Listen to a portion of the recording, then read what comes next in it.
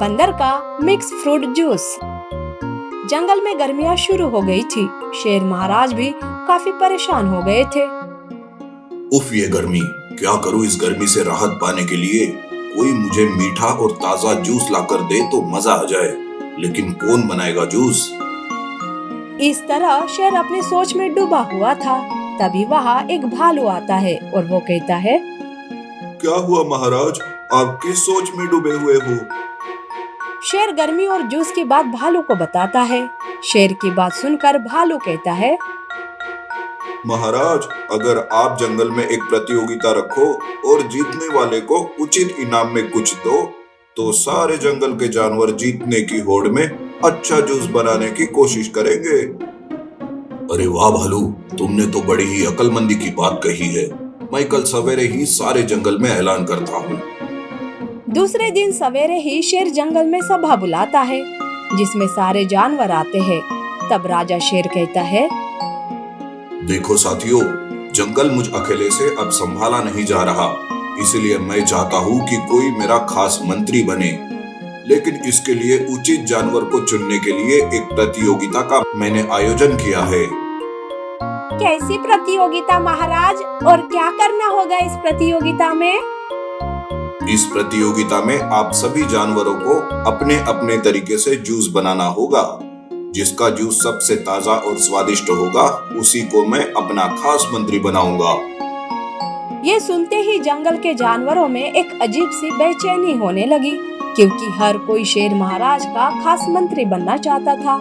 तब लोमड़ी सोचती है, अरे मेरे दिमाग के सामने अच्छे से अच्छे पानी कम चाय है। ऐसा जूस बनाऊंगी कि महाराज जूस के साथ साथ ग्लास भी चढ़ जाएंगे। ऐसा सोचकर लोमड़ी पेड़ों से फल तोड़ने का काम शुरू करती है और उन्हें इकट्ठा करने लगती है। दूसरी तरफ बाकी के जानवर भी अपने अपने हिसाब से जूस बनाने के लिए फलों को इकट्ठा करने में लग जाते हैं। लेकिन बंदर कुछ और ही सोच रहा था। सारे जानवर फलों को इकट्ठा करने लगे हैं। कई सारे फल तो अब तक ठीक से पके भी नहीं हैं। मुझे कुछ तो सोचना होगा। इस तरह से बंदर सोचते रहता है कि तभी उसकी नजर एक गिलहरी पर जाती है, जो पेड़ के नीचे गिरे हुए फलों को खाती रहती है। ये देख बंदर गिलहरी के पास जाता है और कहता है, अरे गिलहरी, तुम तो पेड़ पर आराम से चढ़ सकती हो, पर फिर भी ये नीचे गिरे हुए फल तुम क्यों खा रही हो? बंदर भाई, बात ऐसी है ना कि फल तभी ताजा और मीठे लगते हैं जब वो पूरी तरह से पक जाते हैं। जो फल पेड़ की डाली पर रहते हैं वो पूरी तरह से पके हुए नहीं रहते हैं और उसी वजह से वो नीचे नहीं गिरते। समझ लो कि जो भी फल नीचे गिरता है वही पूरी तरीके से पक चुका होता है। ये सुनते ही बंदर की आंखों में चमक आ जाती है।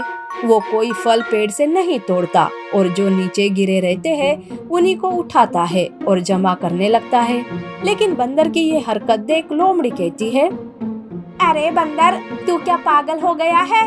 ये पेड़ के नीचे गिरे फलों से तू ताजा जूस कैसे बनाएगा? बंदर शांत रहता है और अपना काम चुपचाप करते ही रहता है। लोमड़ी पेड़ के ऊपर चढ़कर फलों को तोड़ने का काम करती रहती है। इस तरह से प्रतियोगिता का दिन आ जाता है। सारे जानवर अपने अपने फलों को लेकर जूस बनाने के लिए तैयार रहते हैं।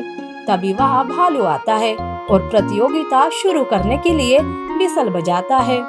विसल बजते ही सारे जानवर अपना अपना जूस बनाने लगते हैं। लोमड़ी भी अपने लाए हुए फलों से जूस बनाना शुरू करती है।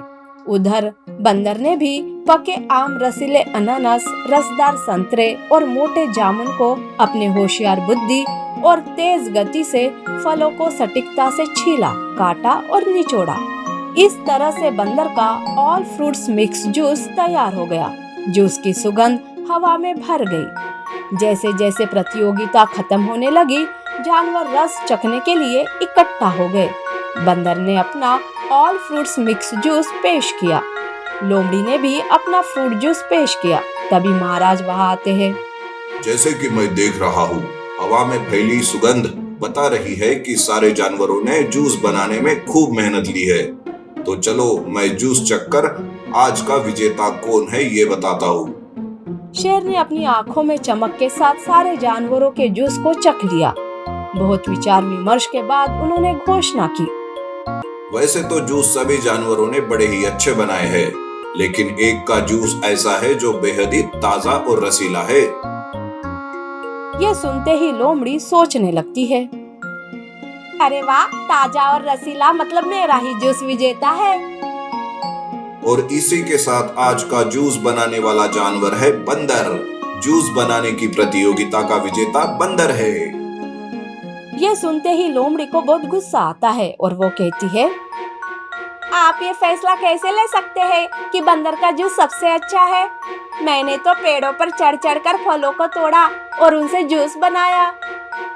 तब बंदर अपने जूस बनाने की सारी विधि बोलता है और कहता है, महाराज, मेरा जूस सबसे रसीला और ताजा होने का कारण ये है कि फल सिर्फ ताजे होने से जूस अच्छा नहीं बनेगा, वो पूरी तरह से पके होने चाहिए। लोमड़ी ने तो पेड़ पर चढ़कर फलों को तोड़ा है जो ठीक से पके भी नहीं थे, लेकिन मैंने उन्हीं फलों को चुना है जो फल पूरे पकने के बाद पेड़ से नीचे गिरे थे। इस तरह से बंदर को शाबाशी देते हुए शेर महाराज बंदर को अपना खास मंत्री बनाते हैं और अब रोज बंदर के हाथ का ऑल फ्रूट्स मिक्स जूस पीने लगते हैं।